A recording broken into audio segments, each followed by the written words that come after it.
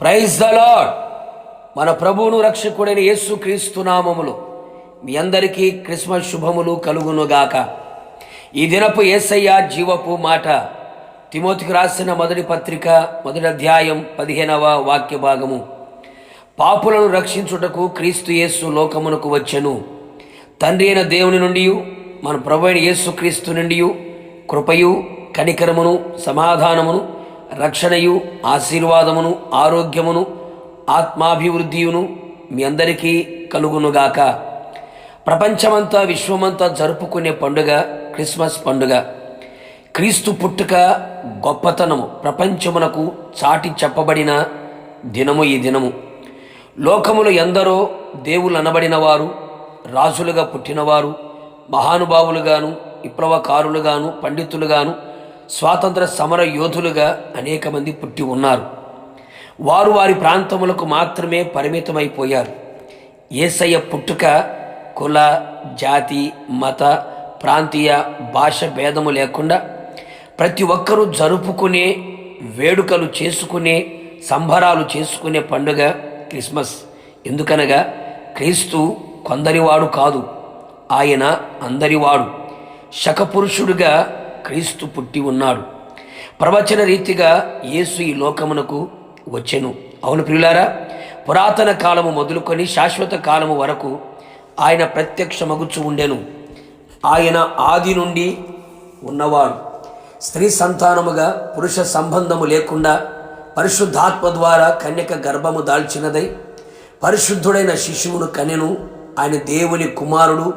ఆయన పేరు యేసు. యేసు అనగా రక్షకుడు. ఆయన ఇమ్మానుయేలు దేవుడై ఉన్నవాడు. ఆయన మనకు ఎల్లప్పుడూ తోడుగా ఉండే దేవుడు. ప్రస్తుతపు క్రైస్తవులు క్రిస్మస్ను ఆచారముగాను అలవాటుగాను సాంప్రదాయకముగా పండుగను ఆచరించుచు ఉన్నారు. పండుగ యొక్క అవగాహన లేనివారు, పండుగ యొక్క ఉద్దేశము తెలియని వారు అనేకులు పండుగ చేయుచు ఉన్నారు. ఇట్టివారు చేసే పండుగలు ఆయన నీచమైనవిగాను అసహ్యమైనవిగాను ఎంచును. పండుగను ఆచరించాలి. ఎలా అనగా దుర్మార్గత దుష్టత్వము అనే పులిపిండితో కాకుండా నిష్కాపట్యమును సత్యమును అనే పులియని పిండితో పండుగను ఆచరించవలెను.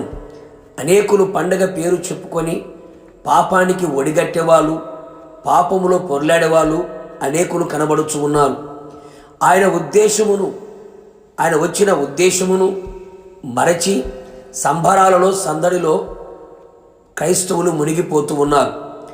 పాపులమైన మన జీవితములను నరక కూపము నుండి, పాతాళపు వశము నుండి, అపవాది చేతిలో నుండి విమోచించుటకై విడిపించుటకై లోక రక్షకుడుగా యేసు వచ్చెను.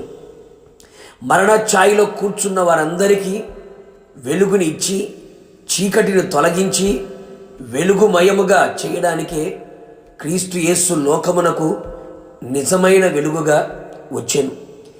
జీవమును కోల్పోయి మృతతుల్యమైన జీవితమును జీవించుచున్న మానవాళికి జీవాన్ని అనుగ్రహించి ఆ జీవాన్ని సమృద్ధిగా అనుగ్రహించుట కొరకై క్రీస్తు యేసు వచ్చెను. మనము శత్రువుల చేతుల నుండి విడిపింపబడి మన జీవిత కాలమంతయు నిర్భయులమై ఆయన సన్నిధిని పరిశుద్ధముగాను నీతిగాను ఆయనను సేవింపను రక్షణ ఆయన మనకు కలుగు చేసెను.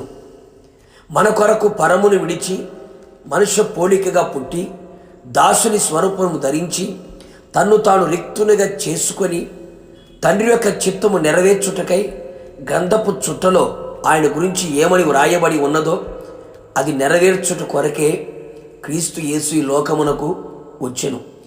మనము దుష్టత్వం నుంచి మళ్లించబడి ఆయన చేత ఆశీర్వదించబడుట కొరకే తండ్రి అయిన దేవుడు తన ఏకైక కుమారుడు, జనతైక కుమారుడు, అద్వితీయ కుమారుడైన యేసు క్రీస్తుని రక్త మాంసములో పాలి భాగస్థుడు అగునట్లుగా సస్యలుడుగా ఆయన పంపి ఉన్నాడు.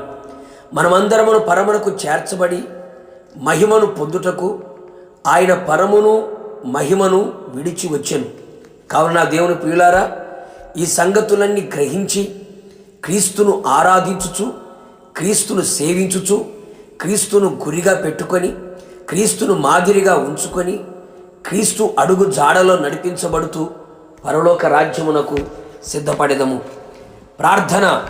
లోకరక్షకుడైన యేసునాథ, నీ పరిశుద్ధ పాదములకి కోట్లాది స్తోత్రములు.